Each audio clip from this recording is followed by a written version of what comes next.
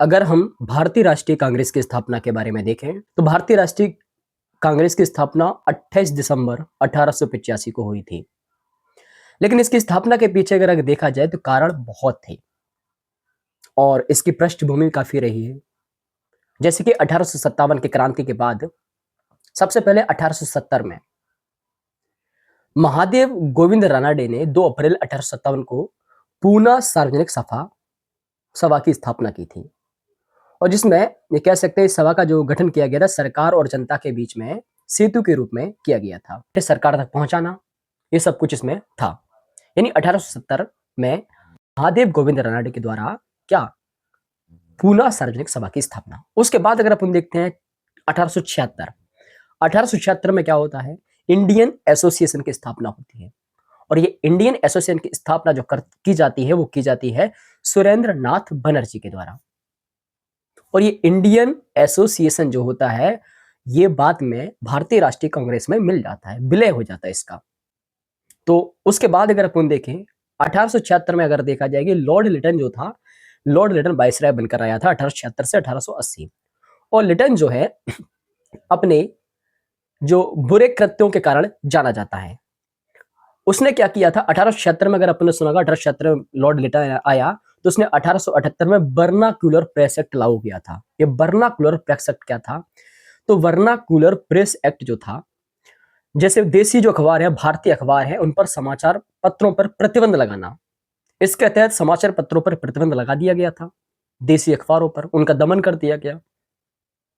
इसके बाद लॉर्ड लिटन ने 1878 में आर्म्स एक्ट लागू किया, जिसके तहत किसी भी भारतीयों को आसानी से क्या नहीं मिल सकते थे, हथियार नहीं मिल सकते थे। लाइसेंस प्रणाली को क्या कर दिया, मजबूत कर दिया, थोड़ा कठिन कर दिया।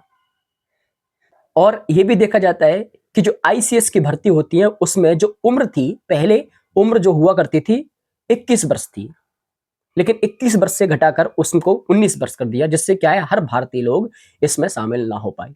इसके बाद 1883 का इल्बर्ट बिल विवाद था। ये इल्बर्ट बिल विवाद जो है लॉर्ड रिपन के समय आया था। लॉर्ड रिपन कहा जाता है कि जैसा कि लिटन बेकार था उतना ही रिपन अच्छा था।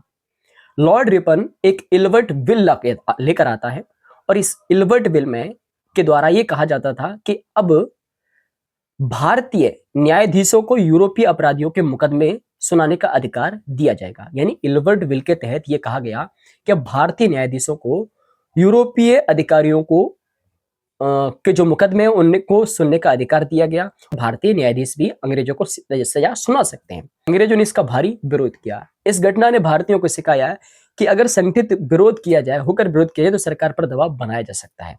फिर उसके बाद अगर अपन देखते हैं जैसे कि नाम आता है दादा भाई नौरोजी। दादा भाई नौरोजी ने क्या किया था, उनकी पुस्तक है poverty and un-British rule in India. इसमें उन्होंने धन निष्कासन के सिद्धांत के बारे में बताया है। उन्होंने ये बताया है कि किस प्रकार ब्रिटेन के लोग या ब्रिटिश लोग जो है वो भारतीय धन को अपने देश में लेके जा रहे हैं।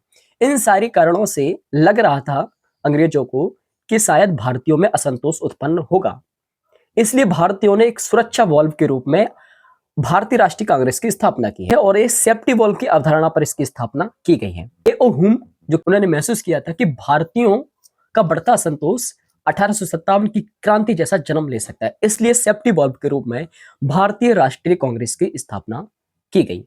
अगर हम देखते हैं कि भारतीय राष्ट्रीय कांग्रेस की स्थापना 28 दिसंबर 1885 को, स्थान का नाम था गोकुलदास तेजपाल संस्कृत विश्वविद्यालय बंबई में ये है। अपन देखें कि ये भारतीय राष्ट्रीय कांग्रेस की स्थापना जो होनी थी या इसका अधिवेशन जो होना था पहला, वो पुणे में होना था, लेकिन पुणे में उस समय हैजा फैला हुआ था, इसलिए पुणे में ना होकर कहां पर हुआ, यह हुआ बंबई में। अगर इस समय अगर हम देखते हैं कि इसके संस्थापक थे एहोहुम और पहले अध्यक्ष की बात करते तो पहले अध्यक्ष का नाम है WC बनर्जी, व्योमेश चंद्र बनर्जी। और अगर ये देखा जाएंगे कि उस समय भारत के वायसराय कौन थे, तो उस समय भारत का वायसराय था लॉर्ड डफरिन था, लॉर्ड डफरिन। पहले अधिवेशन में 72 लोगों ने या 72 प्रतिनिधियों ने भाग लिया था। इसमें वकील, पत्रकार, समाज सुधारक, ये सब लोग थे। अगर अपन देखें कि धार्मिक आधार पर इनमें 54 हिंदू लोग थे, 2 मुस्लिम लोग थे और शेष जो लोग थे वो जैन व पारसी थे। यानी 54 हिंदू लोग, ठीक है, 2 मुस्लिम लोग। दादा भाई नौरोजी है, फिरोज मेहता है, बदरुद्दीन तैयब जी हैं, सुब्रमण्यम अय्यर जी हैं और अन्य ऐसे लोग थे जो कि उस समय वहां पर थे।